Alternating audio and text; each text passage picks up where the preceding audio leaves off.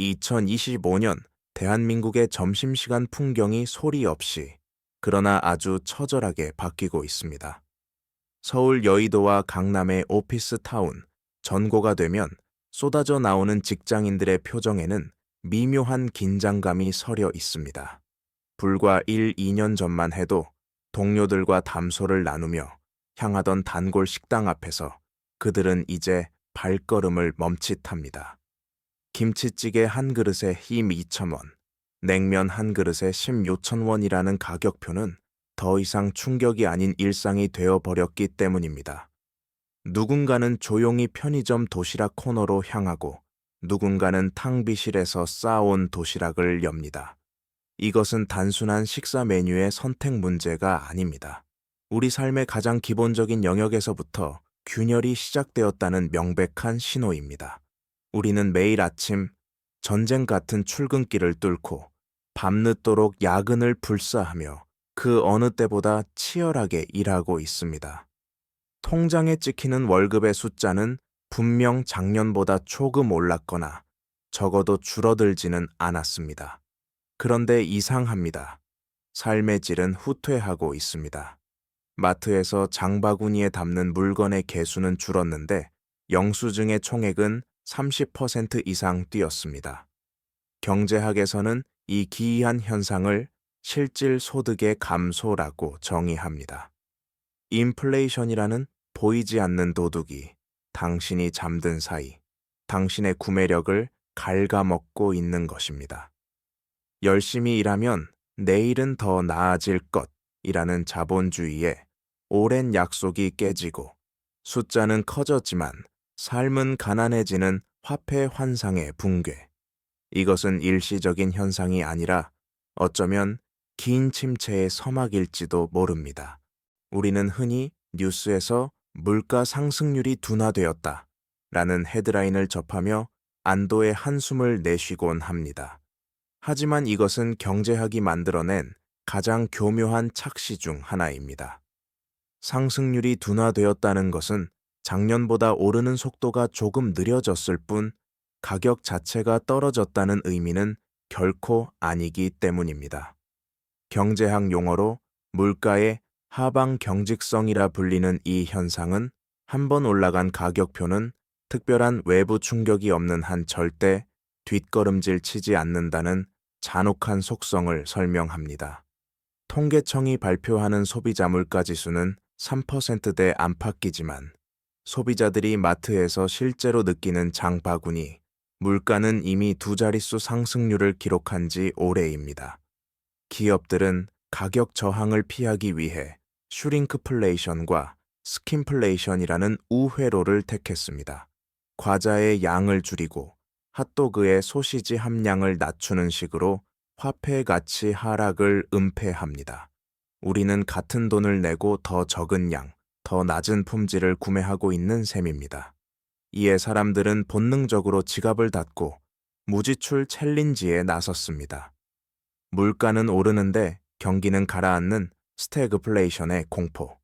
임금 인상률이 물가 상승률을 따라잡지 못하는 마이너스 갭 상태가 지속된다는 것. 이것은 한국 경제의 기초 체력이 고갈되고 있다는 시스템의 구조적인 경고음입니다. 그렇다면 도대체 왜 월급이 오르는 속도는 물가가 오르는 속도를 영원히 따라잡지 못하는 것일까요?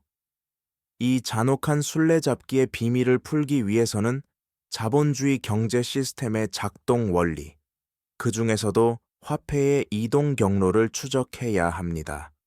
팬데믹 당시 전 세계 중앙은행은 경제를 살리겠다며 막대한 돈을 찍어냈습니다. 이 유동성은 처음에는 주식과 부동산 같은 자산 시장으로 쏠려 가격을 폭등시켰고 이제는 실물 경제인 마트와 식당으로 새우며들어 물가를 올리고 있습니다. 여기서 결정적인 문제는 속도의 불일치입니다. 물가는 국제 유가나 원자재 가격에 반응해 즉각적으로 오릅니다. 하지만 우리의 임금은 매우 경직적입니다.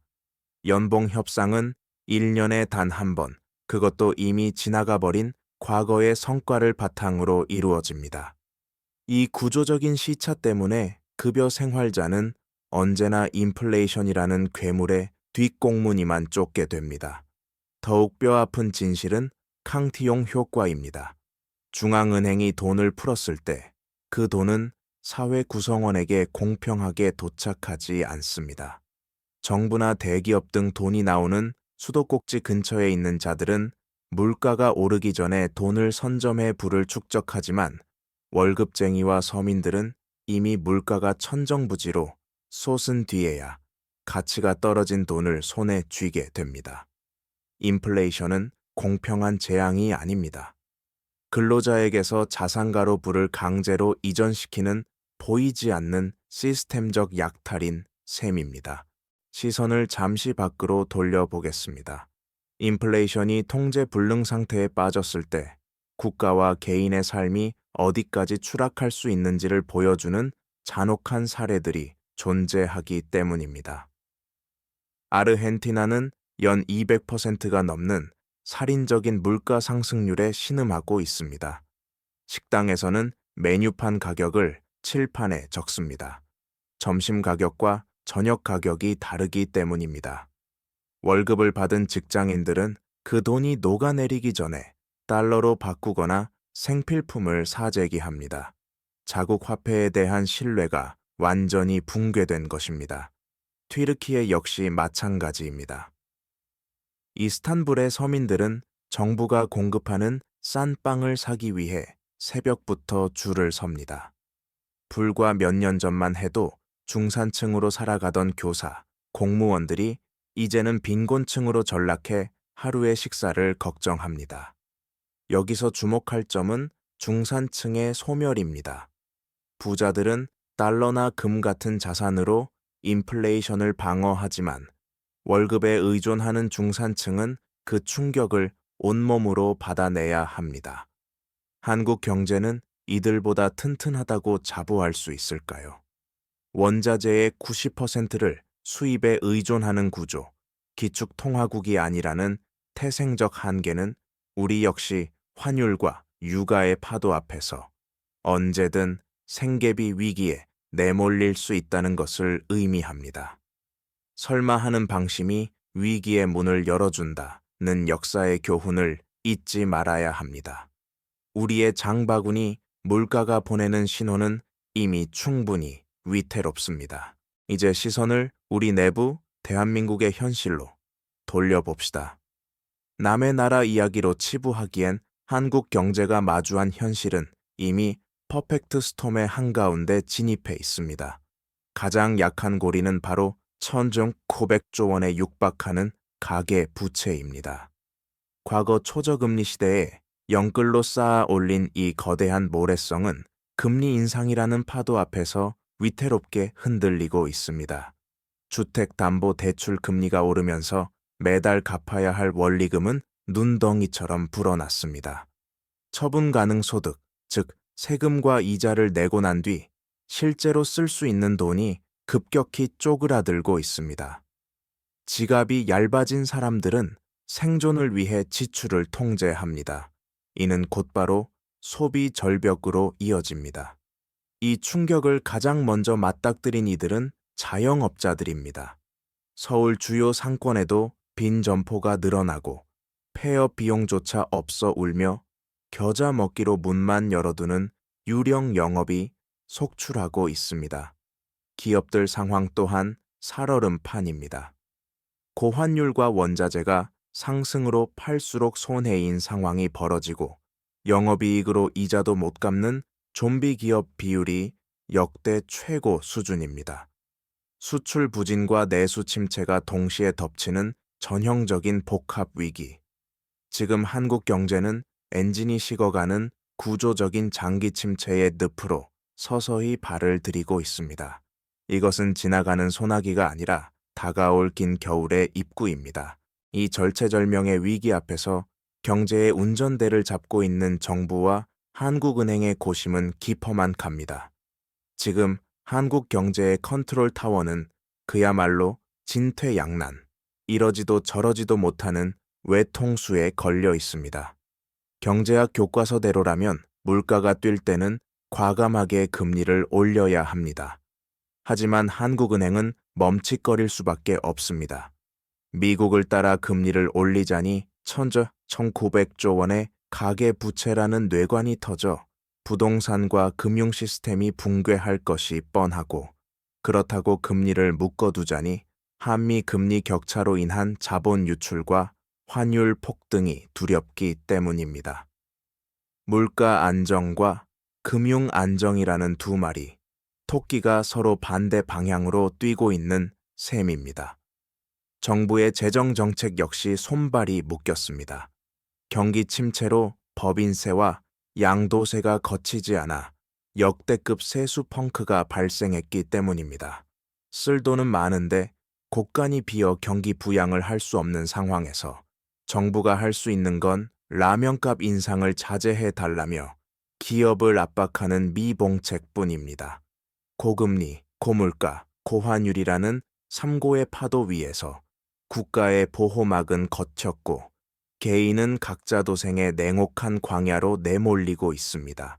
국가도 당신의 자산을 지켜줄 수 없는 시대, 이제 우리는 인정해야 합니다. 지난 10년 저금리 시대에 통용되던 빚을 내서 자산을 사면 이긴다는 성공 공식은 완전히 폐기되었습니다. 실질 소득 마이너스 시대의 생존 원칙. 첫 번째는 현금 흐름의 재구조화입니다. 자산의 덩치를 키우는 자본 이득보다는 매달 확실하게 들어오는 현금을 확보하는 것이 생존의 열쇠입니다. 무리한 대출을 일으켜 깔고 앉은 부동산은 고금리 시대에 당신의 목을 조르는 족쇄일 뿐입니다.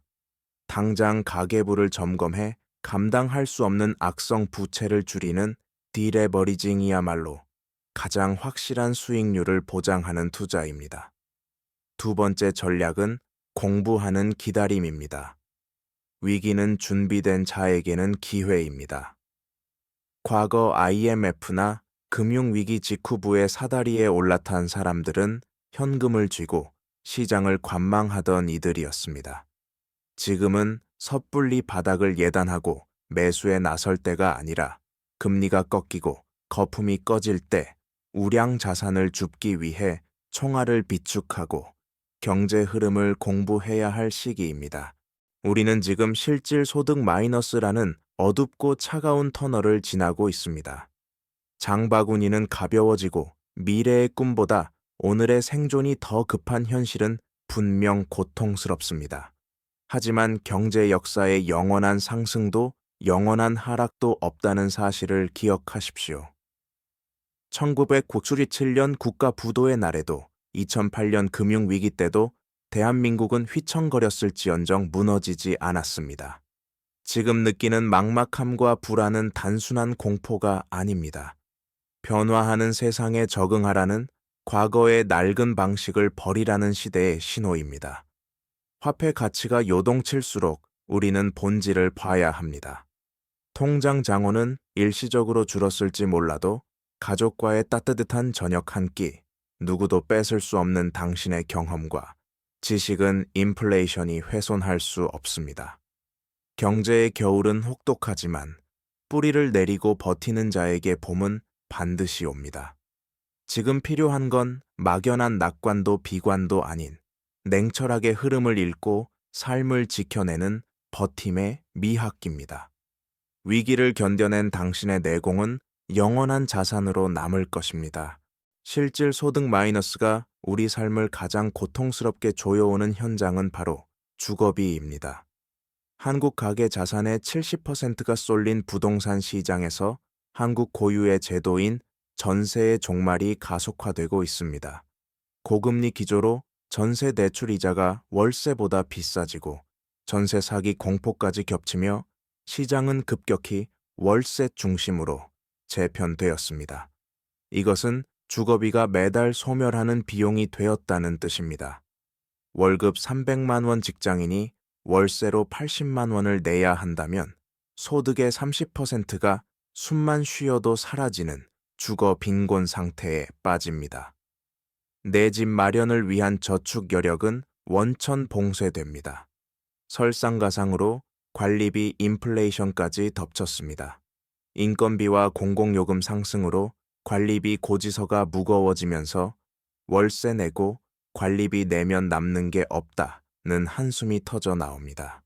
집값은 떨어져도 주거비는 오르는 이 아이러니한 상황, 이것이 바로 스태그플레이션 시대에 우리가 마주한 집의 배신입니다. 주거비가 공간을 위협한다면 치솟는 식탁 물가는 우리의 생존 그 자체를 공격하고 있습니다. 금사과, 다이아배라는 말이 나올 정도로 한국의 농산물 가격은 세계 최고 수준입니다. 하지만 이는 일시적인 현상이 아닙니다. 기후 위기로 인한 작황 부진이 상수가 된 에그플레이션은 구조적인 위기입니다. 여기에 전쟁 같은 지정학적 리스크가 겹쳐 사료값과 비료값이 오르며 육류와 유제품 가격까지 도미노처럼 밀어 올립니다. 가장 우려스러운 점은 식탁의 양극화입니다. 소득이 낮을수록 식비 지출 비중인 엥겔 지수가 높아집니다. 부자들에게 사과 한 알 5,000원은 기분 나쁜 지출일 뿐이지만 서민에게는 장바구니에서 과일을 빼야 하는 생존의 문제입니다. 신선한 식재료는 부자의 전유물이 되고 서민은 저렴한 라면과 가공식품으로 끼니를 때우는 빈곤한 식탁이 늘어나고 있습니다. 건강하게 먹는 것이 사치가 된 시대, 이는 훗날 국가적인 의료비 부담으로 돌아올 것입니다. 우리의 지갑을 공격하는 또 하나의 거대한 적은 바로 환율입니다. 많은 분이 환율을 그저 해외여행 갈 때나 신경 쓰는 숫자로 여깁니다. 하지만 자원 빈국인 대한민국 경제 구조에서 환율은 곧 모든 물가의 바로미터입니다. 기름 한 방울 나지 않고 밀가루와 옥수수 등 주요 곡물을 수입하는 한국에서 원달러 환율 상승은 우리가 소비하는 거의 모든 재화에 보이지 않는 세금을 매기는 것과 같습니다. 1달러 1,400원 시대의 고착화, 이른바 뉴노멀은 과거의 일시적 급등과는 다릅니다. 미국의 강력한 경제 호황과 한국의 수출 경쟁력 약화가 맞물린 구조적인 현상이기 때문입니다. 기업은 비싸진 환율 탓에 설비 투자를 줄이고 환차손을 제품 가격에 반영합니다. 투자가 줄면 일자리와 임금이 정체됩니다. 결국 고환율은 단순히 달러가 비싸다는 차원을 넘어 한국 경제의 기초 체력을 갉아먹고 우리의 실질 소득을 공중분해시키는 구조적인 덫입니다. 우리는 이제 1,100원대 환율의 시대를 잊고 고비용 시대를 견뎌내야만 합니다. 물가와 환율이 소비를 옥죄어 온다면 소득을 창출하는 일자리의 질적 변화는 우리의 미래를 더욱 불안하게 만듭니다. 통계청의 고용률 지표는 완전 고용에 가깝다고 말하지만 그 숫자의 껍질을 벗겨보면 고용의 질이 급격히 추락하고 있습니다. 지금 한국의 노동시장은 배달 라이더, 택배기사, 데이터, 라벨링 알바 등 파편화된 노동이 주류가 되고 있습니다. 이들은 취업자로 분류되지만 4대 보험도 퇴직금도 없고 내달의 소득을 기약할 수 없는 엔잡러들입니다. 낮에는 회사를 다니고 밤에는 대리운전을 뛰며 몸을 갈아 넣지만 물가 상승 속도를 따라잡지 못해 워킹푸어로 전락합니다. 이것은 자발적 선택이라기보다 양질의 일자리가 사라진 시대의 슬픈 자화상입니다. 소득의 안정성이 무너진다는 것은 장기적인 인생 계획을 세울 수 없다는 뜻입니다. 겉보기엔 모두가 일하고 있지만 아무도 안심할 수 없는 고용의 질적 붕괴, 이것이 실질 소득 마이너스 시대의 서늘한 민낯입니다. 노동소득 불안의 배후에는 더 거대하고 구조적인 공포, 바로 인구 절벽이 도사리고 있습니다. 합계 출산율 0.6명대. 이 숫자는 경제학적으로 생산할 사람과 소비할 사람이 동시에 사라지는 축소 경제의 현실화를 의미합니다. 시장이 쪼그라들면 기업은 투자를 줄이고 이는 우리 월급 봉투의 정체로 귀결됩니다. 더욱 무서운 것은 세금입니다. 일할 청년은 줄어드는데 부양해야 할 노인 인구는 폭발적으로 늘어나는 역피라미드 구조 속에서 국가 재정 부담은 눈덩이처럼 불어납니다. 이는 필연적으로 건강보험료, 장기요양보험료 등 월급에서 원천 징수되는 각종 부담금의 인상을 불러옵니다. 경제 파이는 줄어드는데 나눌 몫은 커지는 상황. 저출산 고령화가 청구한 이 비싼 계산서는 우리의 가처분 소득을 갉아먹는 가장 근본적이고 피할 수 없는 보이지 않는 세금입니다. 이 부양의 짐과 직결된 뇌관은 바로 국민연금에 대한 불신입니다. 내가 낸 돈을 나중에 돌려받을 수 있을까? 라는 2003중 세대의 의구심은 이제 단순한 걱정을 넘어 분노로 바뀌고 있습니다. 기금 고갈 시점이 앞당겨진다는 뉴스, 더 내고 늦게 받는, 개혁하는 현재, 근로세대의 소비 여력을 직접적으로 타격합니다. 당장 쓸 돈도 부족한 상황에서 미래에 대한 확신도 없는 연금보험료로 소득의 9% 혹은 그 이상을 떼인다는 것은 엄청난 심리적, 경제적 부담입니다. 국가가 노후를 책임져 줄 것이라는 사회적 계약이 흔들리면서 개인은 각자 도생을 위해 사적 연금이나 투자의 돈을 더 쏟아부어야 하는 이중고까지 겹쳤습니다. 공적 시스템의 신뢰 붕괴가 개인의 지갑을 닫게 만들고 경제 전체의 활력을 떨어뜨리는 신뢰의 위기 비용을 우리는 지금 치르고 있습니다. 소득은 줄고 미래는 불투명한 가운데 우리 사회를 더욱 병들게 하는 것은 심리적 박탈감, 바로 양극화입니다. 경제 위기는 누구에게나 찾아오지만 그 고통의 크기는 결코 평등하지 않습니다. 고금리와 인플레이션이 서민들의 삶을 핥히는 동안 자산가들의 명품 소비는 사상 최대치를 경신하는 기현상이 벌어집니다. 백화점 오픈런과 대형마트 마감 세일 줄서기가 공존하는 K자형 양극화입니다. 이러한 부의 초격차는 근로 의욕을 꺾어버립니다. 평생 월급을 모아도 집 한 채 못 산다는 절망감은 노동의 가치를 헐값으로 만들고 한탕주의 투기를 부추기거나 아예 구직을 포기하는 니트족을 양산합니다. 공동체의 결속력이 무너지고 계층 이동의 사다리가 끊어진 사회. 실질 소득의 감소보다 더 아픈 것은 아무리 노력해도 이 격차를 좁힐 수 없다는 무력감이 우리 사회를 지배하기 시작했다는 사실입니다. 우리가 마주한 월급의 정체 현상 뒤에는 인플레이션 외에도 기술에 의한 노동의 대체라는 거대한 파도가 있습니다.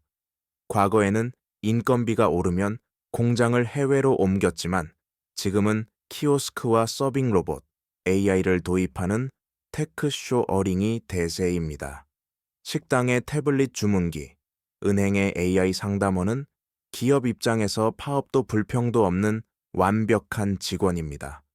이로 인해 기업의 이익은 늘어도 노동자에게 돌아가는 몫인 노동소득 분배율은 구조적으로 하락합니다.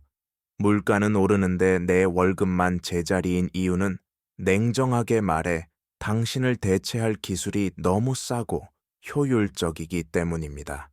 이는 고용주가 임금 협상의 주도권을 쥐게 만들고 노동자들은 고용 안정을 위해 낮은 인상률을 감내해야 합니다.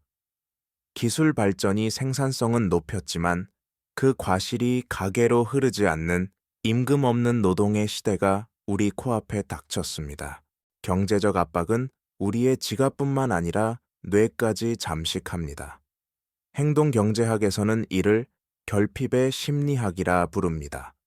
돈이 부족해 생존의 위협을 느끼면 뇌의 처리 용량이 줄어드는 터널 시야 현상이 발생합니다.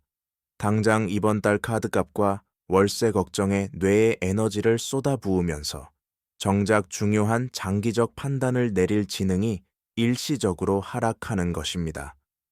이 현상은 빈곤의 악순환을 만듭니다. 급한 불을 끄려 연이자 20%의 리볼빙을 쓰거나 단기간에 큰돈을 벌려는 로또나 코인 선물 투자의 유혹에 쉽게 빠집니다. 가난이 사람을 멍청하게 만든다. 는 말은 잔혹하지만 과학적 사실에 가깝습니다. 실질 소득 마이너스 시대에 우리가 가장 경계해야 할 것은 줄어드는 잔고가 아니라 이 결핍감이 만들어내는 조급함입니다. 냉정함을 잃는 순간 시장은 당신의 남은 자산마저 삼켜버릴 것입니다. 그렇다면 소비자들은 어떻게 버티고 있을까요? 대한민국 소비 트렌드는 욜로에서 요노로 급선회했습니다. SNS에는 명품 인증샷 대신 무지출 챌린지, 냉장고 파먹기가 올라옵니다. 이것은 불필요한 거품을 걷어내고 본질에 집중하는 실속형 소비입니다. 남이 쓰던 중고 물건을 사는 것에 거부감이 사라졌고 혜택만 쏙쏙 챙기는 체리 슈머가 등장했습니다. 소비자들은 이제 가격 대비 성능을 넘어 시간과 심리적 만족까지 따지는 초합리적 주체로 진화했습니다. 기업이 가격을 올리면 즉각 소비를 끊거나 대체제를 찾는 냉정한 대응. 이것은 인플레이션 시대를 견디기 위한 처절한 몸부림이자 시장의 새로운 권력입니다. 절약이 방패라면 투자는 창이어야 합니다. 하지만 고금리, 고물가 시대에 무딘 창을 휘둘렀다간 다치기 십상입니다. 투자의 정석은 공격에서 방어로 전환하는 것입니다. 지난 10년이 수익률의 시대였다면 앞으로는 리스크 관리의 시대입니다. 이 난세에 주목할 자산은 달러입니다. 한국에 살면서 원화 자산만 100% 갖는 것은 한국 경제 리스크에 몰빵하는 것과 같습니다. 세계 경제가 흔들릴 때 돈이 모이는 곳, 달러를 보유하는 것은 원화 가치 급락에 대비하는 가장 강력한 경제적 보험입니다. 또한 금리 인상 막바지에 확정 금리 상품을 확보하고 화폐 가치 하락을 방어할 금과 같은 실물 자산에 관심을 가져야 합니다. 잃지 않는 것이 버는 것이다. 워런 버핏의 이 원칙을 뼈저리게 되새겨야 할 시점입니다.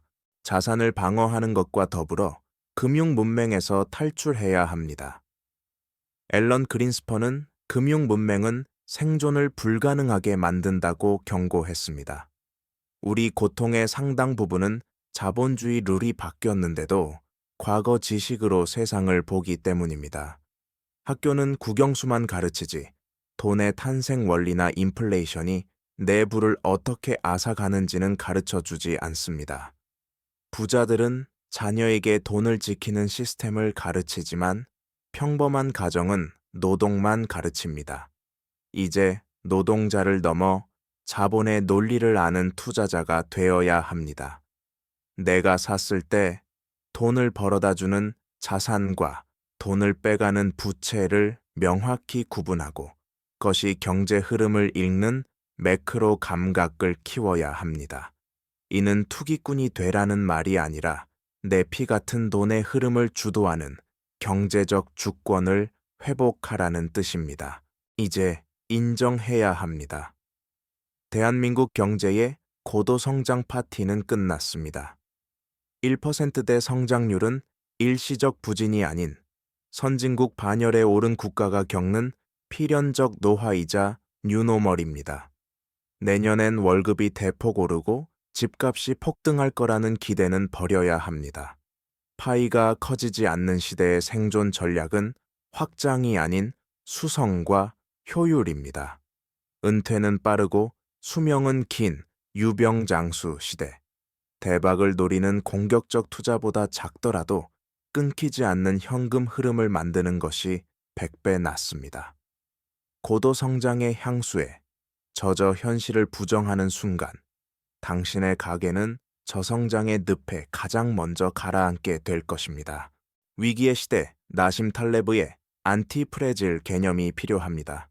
충격을 받으면 깨지는 것이 아니라 오히려 더 단단해지는 구조를 만드는 것입니다. 빚이 많고 소득원이 하나뿐인 가게는 충격에 깨지기 쉽습니다. 반면 부채를 줄이고 소득을 다각화하며 위기시 헐값의 자산을 살 현금을 보유한 가계는 충격이 올수록 기회를 잡는 안티프레질한 구조를 갖습니다. 삶의 태도도 마찬가지입니다. 한 가지 기술에만 의존하지 말고 변화에 유연하게 대처할 적응력을 키워야 합니다. 예측 불가능한 2025년. 완벽한 예측은 불가능합니다. 오직 최악의 시나리오에도 무너지지 않는 유연함과 회복 탄력성만이 당신을 지켜줄 유일한 안전벨트입니다. 가장 위험한 적은 익숙함입니다. 고물가가 지속되자 입이 천 원 밥값에 무뎌지고 깎인 실질 소득에 맞춰 삶의 질을 낮추는 것에 적응해 버립니다.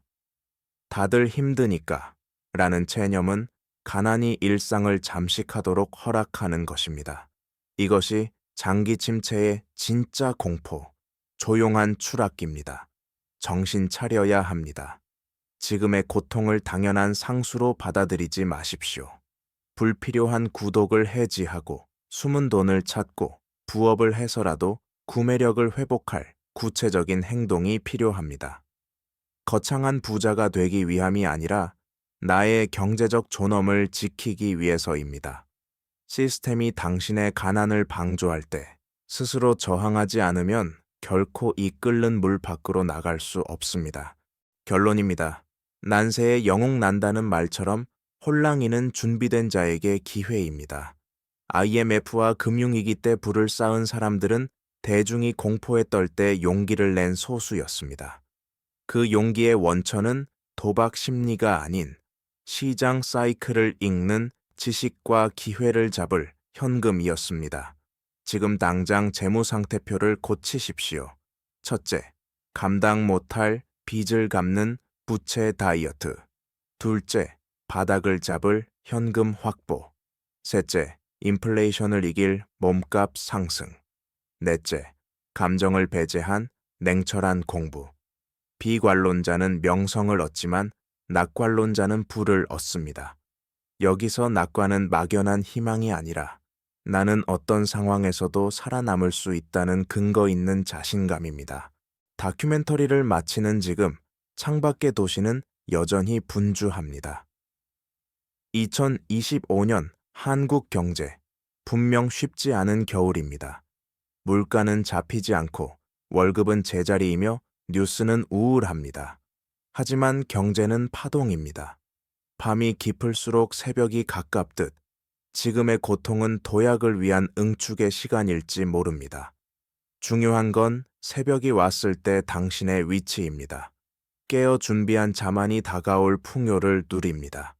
부자의 경제학은 당신이 이 위기를 딛고 더 단단한 부의 토대를 쌓기를 응원합니다. 돈이 목적이 아닌 사랑하는 사람들을 지키는 수단이 될 때까지 공부를 멈추지 마십시오. 흔들리지 마십시오. 당신의 전성기는 아직 오지 않았습니다. 시청해 주셔서 감사합니다.